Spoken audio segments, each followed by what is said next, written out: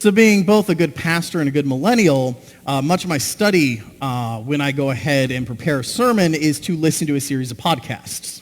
Because, podcasts. And we have some wonderful ones by different theologians within different mainline traditions. So maybe they're Methodist, and maybe they're Lutheran, and maybe they're Episcopalian, but great theologians, right? And what was really funny is I listened to 4 or 5 of these, and usually they bring tons of different perspectives. But this week, they all jumped on the same thing. What they jumped on was this idea that you could not ask for a better text for Martin Luther King Day weekend, right? Because it's this text about being public church, right? John the Baptist is standing there. He has this experience of God, right, when he's doing the baptism.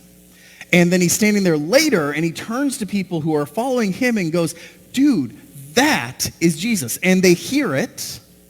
They follow him. Jesus is like, dude, why are you following me? And they're like, we want to go where you are to learn from you. And he's like, sure, this is where I'm headed. Follow me. And then they do. In fact, there's a lot of doing in that, right? A lot of speaking. And that's why they say, well, this is a great example of what theologians would term public theology. That's a big jargon word these days. So it'd be public theology. And then they would note, very rightfully, that one of the greatest public theologians that America has ever created was Dr. Martin Luther King Jr., right? Because if you think about someone who took his theology and then lived it out to make the world a better place, he's a pretty darn good example of that, right? So anyways, they all jumped on that. And there's a lot of truth to that. But there was something throughout the week that just kept bugging me about that. Then I figured it out. They kept calling him, they call Martin Luther King Jr. the greatest public theologian. They talk about public theology, right? That implies there's a private theology, right? If there's a public, there's got to be a private. You have one, you have the other. If you didn't have the other, wouldn't we just call it theology? Right? If you're making a distinction, you got to make the opposite distinction too. And then that started making me thinking, what would be private theology? So then I went and read some of Dr. Martin Luther King Jr.'s work. And it's worth noting, he never uses the word public theology. What we define as public theology, he defines as faith.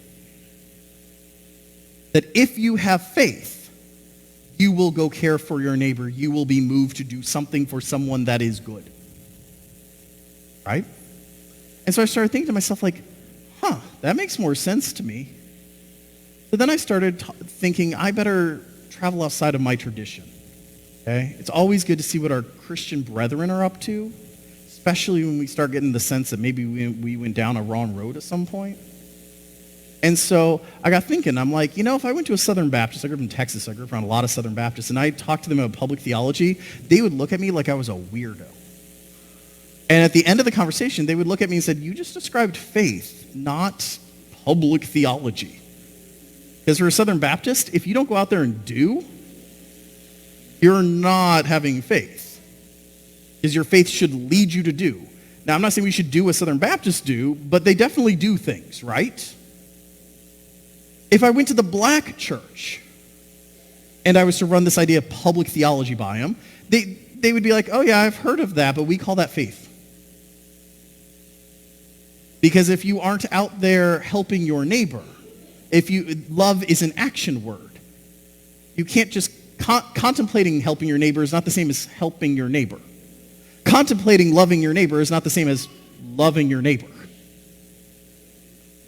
If you went to the Catholic Church, I spent some time at a Catholic seminary.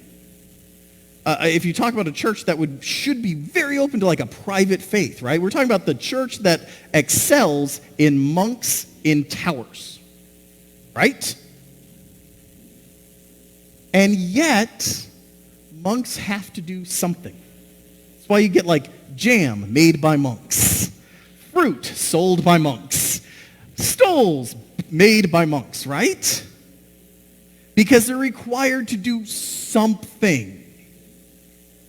Because even Catholicism, which would probably lend itself the most to wanting to let people do something in a corner by themselves and have that count, would say, yeah, no, you got to do something. Worth noting, people always ask me, well, what about praying? I'm like, well, praying's doing something. Prayer works. Prayer affects lives. So that's still a doing. So it's not an anti-prayer thing. But contemplating, meditating, navel-gazing, that's not so much doing.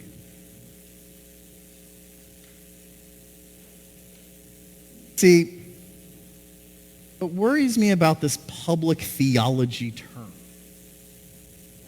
is that it came out first in the 60s. If you go back to old Lutheran writings, there's no term like this. We would have been with the rest of Christianity with this idea that faith is a thing that should lead you to do something.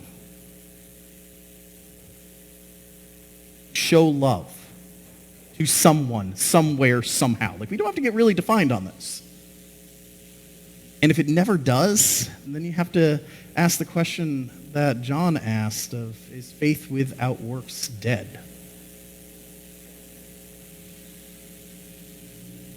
See, I fear that we created this category of public church when we ran into people of great faith like MLK, who was changing a world in ways many of us were scared of, even though it was a world being changed for the better.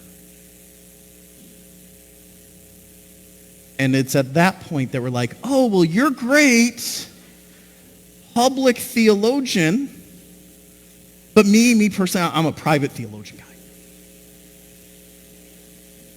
Which allowed us to sort of hide from the call to faith that he made to all of us. A call that is centered in the gospel.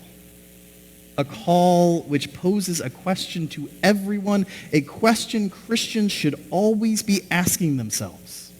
A question I pose to the kids, and a question I pose to you. How has God called you to love your neighbor? In what way last week did you love a neighbor? What way this week will you love a neighbor?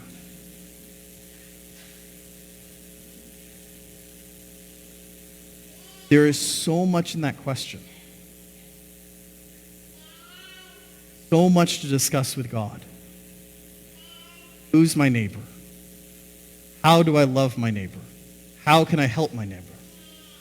When you start down that road of seeking, you end up needing to have a lot of conversations with God. You also got to have conversations with your neighbor. But I'm with the rest of Christianity on this.